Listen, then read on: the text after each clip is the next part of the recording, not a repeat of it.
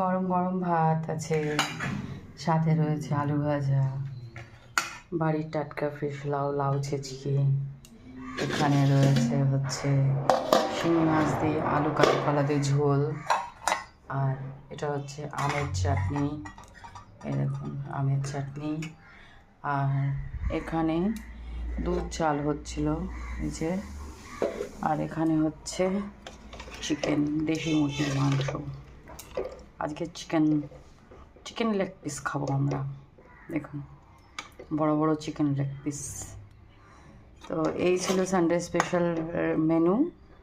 তো ভিডিওটা ভালো লাগলে অতি অবশ্যই লাইক শেয়ার সাবস্ক্রাইব করে চ্যানেলের সাথে পাশে থাকবেন। গলা বসে গেছে, এত ঠান্ডা লেগেছে না কি বলবো।